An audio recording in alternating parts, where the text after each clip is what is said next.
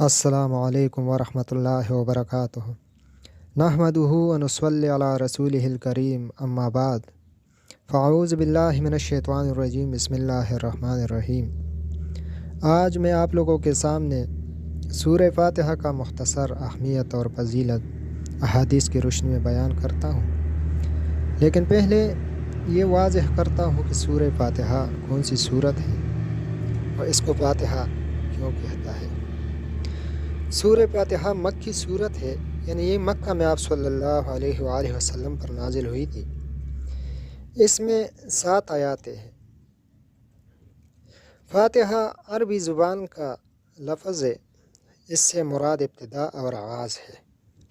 تو یہ چونکہ قرآن مجید کی پہلی یعنی ابتدا میں آتا ہے، پہلا سورت ہے، جس وجہ سے اس کو سورہ فاتحہ یا فاتحۃ الکتاب کہا جاتا ہے۔ سورہ فاتحہ کا احادیث میں متعدد نام آئے ہوئے ہیں، جس میں ایک اہم نام صلاۃ ہے، یعنی نماز۔ جیسے ایک حدیث قدسی میں ہے، اللہ جل شانہ فرماتے ہیں، قسمت الصلاۃ بینی و بین عبدی، میں نے نماز اپنے اور اپنے بندوں کے درمیان تقسیم کر دیا ہے۔ تقسیم سے مراد یعنی نماز کے آدھے حصے میں اللہ جل شانہ نے اپنا حمد و ثنا، رحمت اور اپنا پہچان، عدل و انصاف، بادشاہیت،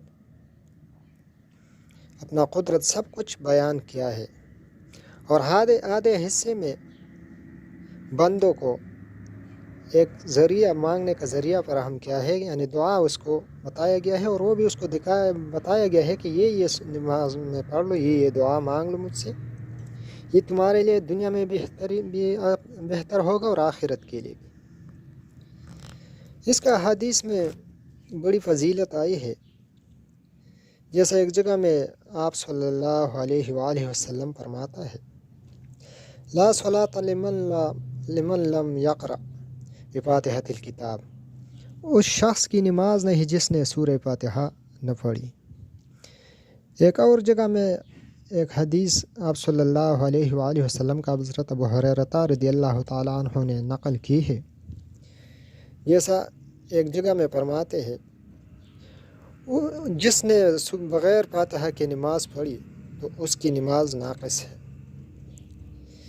سورہ فاتحہ کی اہمیت اور فضیلت بہت زیادہ ہے، یعنی جیسا ایک جگہ میں فرماتے ہیں کہ ایک دن حضرت محمد صلی اللہ علیہ وآلہ وسلم کے ساتھ حضرت جبرائیل علیہ السلام بیٹھا تھا، تو آپ صلی اللہ علیہ وآلہ وسلم نے ایک آواز سنی۔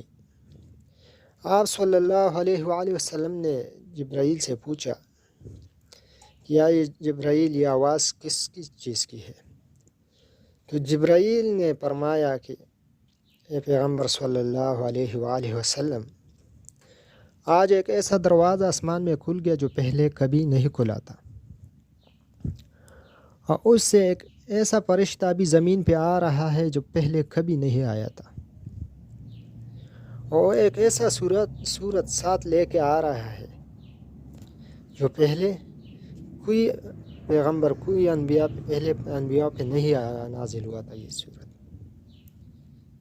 تو وہ سورت، یہی سورت فاتحہ اور سورہ بقرہ کا آخری رکوع، یہ دونوں سورت۔ تو اس سے آپ لوگ اندازہ لگا سکتے ہو کہ اس سورت کا اللہ کے ہاں کتنا بڑا مقام، کتنا درجہ ہے، اور اس کی اہمیت آپ لوگ اس سے اندازہ لگا سکتے ہو کہ قرآن مجید میں سب سے زیادہ پڑھنے والی سورت ہے، کیونکہ کوئی سورت بھی دن میں ضروری پڑھنا یعنی لازم نہیں ہوا ہے کہ یہ سورت تجھے ضروری پڑھنا ہے، وہ کوئی بھی سورت پڑھ لو، کدھر بھی تلاوت کر لو، لیکن اس کا 5 مرتبہ پڑھنا ہے، جب تک جتنے بندے نماز پڑھے گا، یہ نماز کا ایک لازمی جز ہے، پڑھنا پڑتا ہے۔ تو اللہ ہمیں اور آپ لوگوں کو اس پہ عمل کرنے کی توفیق عطا فرمائے۔ وآخر دعوانا ان الحمد للہ رب العالمین۔